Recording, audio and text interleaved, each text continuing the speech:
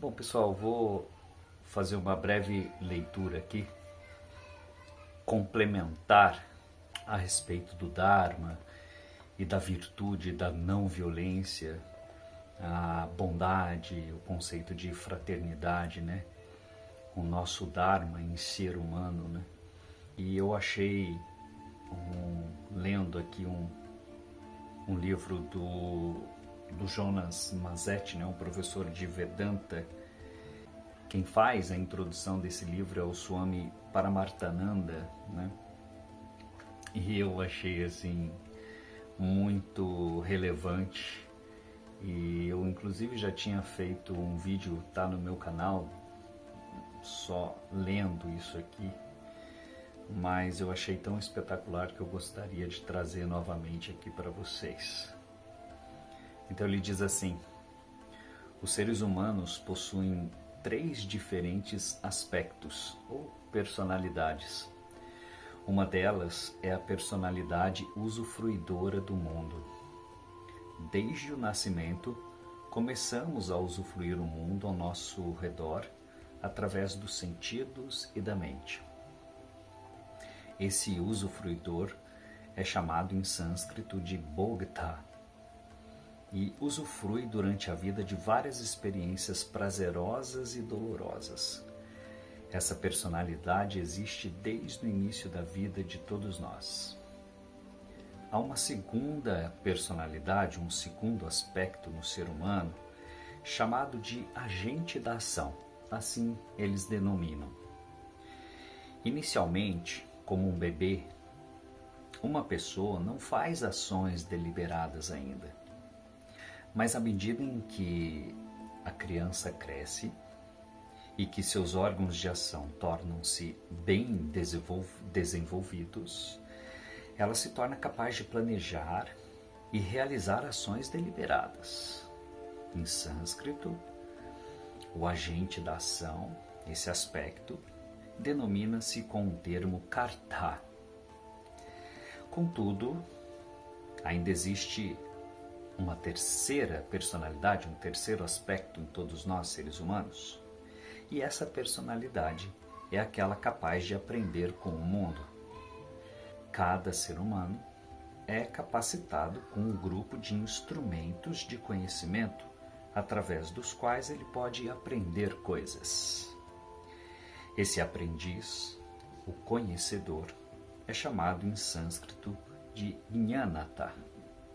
Assim, todos temos 3 personalidades: o usufruidor, o agente da ação e o conhecedor. Cada personalidade tem um campo muito vasto no qual pode atuar. De fato, se você quiser ser um conhecedor e aprender, há infinitas coisas para se aprender nesse mundo. Por outro lado, se você quiser ser um agente e fazer coisas, existem infinitas ações a serem feitas. E claro, se você quiser ser um usufruidor, há também infinitos objetos e situações dos quais usufruir. A tragédia, entretanto, é que nós temos uma duração muito curta de vida. Naturalmente, devido à limitação de tempo, não podemos fazer todas as coisas nos 3 campos e, portanto, surge a questão: como priorizar essas 3 personalidades? Qual priorizar, né? Se nos guiarmos exclusivamente por nossa natureza ou instinto, nós escolheremos apenas uma personalidade como predominante: o usufruidor.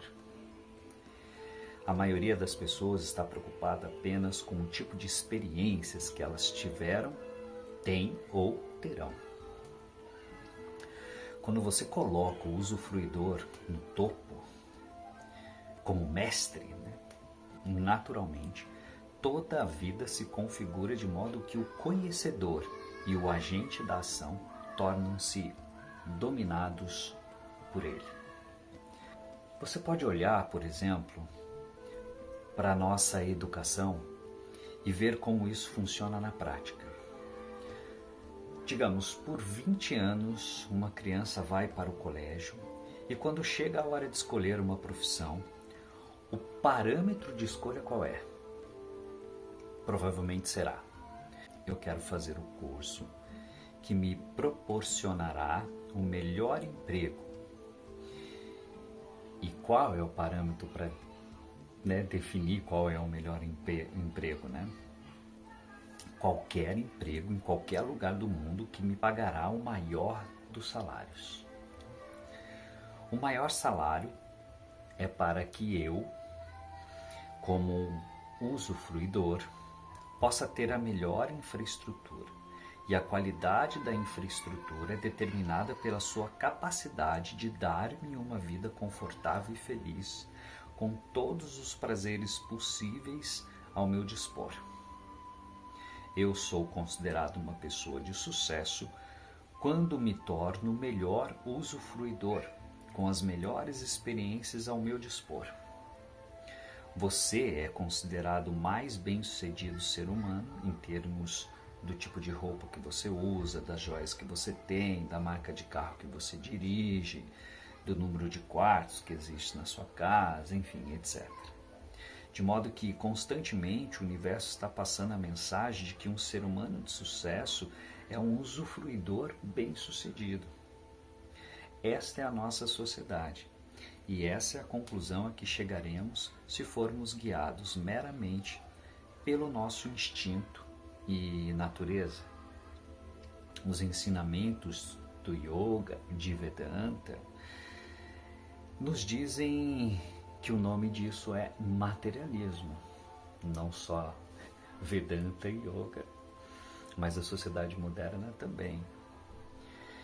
A definição de materialismo é qualquer sistema no qual o usufruidor seja louvado como o aspecto mais importante da vida. Nesse caso, todo o conhecimento que eu ganhar e toda a ação que eu fizer estará a serviço do usufruidor. Até mesmo se você observar as pesquisas científicas que estão em andamento hoje em dia, você notará que a maioria delas está direcionada para um só objetivo: como tornar o ser humano um usufruidor melhor. Contudo, de acordo com Yoga e Vedanta, o usufruidor nunca deveria ser o aspecto mais importante da nossa personalidade. Por outro lado, um ser humano só é considerado um ser humano quando dá predominância ao agente da ação e ao conhecedor. E por que isso é dito dessa forma? Qual é a lógica por trás dessa afirmação? Olhe para os animais. Quantas personalidades eles têm? Um animal nunca pode se tornar um aprendiz e, portanto, o conhecedor nele está ausente. Os animais também nunca podem planejar e realizar alguma ação deliberada, porque suas ações são governadas por instintos, certo? Eles são programados para agir de certo modo. Eles não podem fazer escolhas como agentes deliberados e, portanto, o agente da ação também está ausente neles. Sendo assim, os animais têm apenas uma personalidade e nasceram unicamente com o propósito de serem usufruidores. Durante toda a vida, eles só têm um trabalho: usufruir e usufruir. Nós, seres humanos, compartilhamos apenas a personalidade de usufruidor dos outros animais. Isso significa que o usufruidor é o próprio animal em nós, porque é aquela parte da nossa personalidade idêntica aos animais. Isso significa que, se eu sou um ser humano, a personalidade que me faz ser o que eu sou não pode ser a do usufruidor, mas unicamente a do conhecedor e do agente da ação. Portanto, se eu mantiver o usufruidor como a minha personalidade principal, a minha vida será animalesca. E se eu me tornar o usufruidor mais bem-sucedido, o que isso vai significar? Somente que eu sou o animal mais bem-sucedido. Mas, para isso, nós não precisaríamos de um nascimento humano, concorda? Portanto, se quisermos crescer como seres humanos, devemos primeiro aprender a tornar esse usufruidor menos predominante.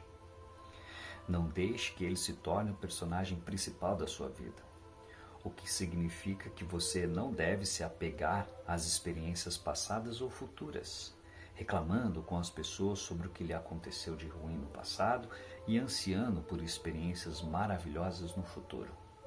O yoga diz: minimize o usufruidor em você e dê predominância ao conhecedor e ao agente da ação.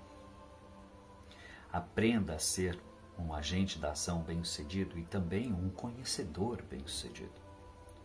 O que você faz e o que você conhece fazem de você um ser humano superior e de sucesso, e não aquilo de que você usufrui. Incrível, né, pessoal? O texto só vem a complementar tudo aquilo que a gente está falando aqui, não só sobre os valores, a questão do Dharma, né, que eu ressaltei essa semana com vocês, mas um ideal, né, um ideal de propósito, de existência, de ser, né, um ser humano diferente dos animais tem um Dharma, né, e a gente tem que se voltar, né, para esse lugar virtuoso dos valores, entender que esse é o objetivo último, né, de qualquer existência humana. Se não for assim, você está num caminho errado e, como se diz no popular, vai dar ruim. Bom,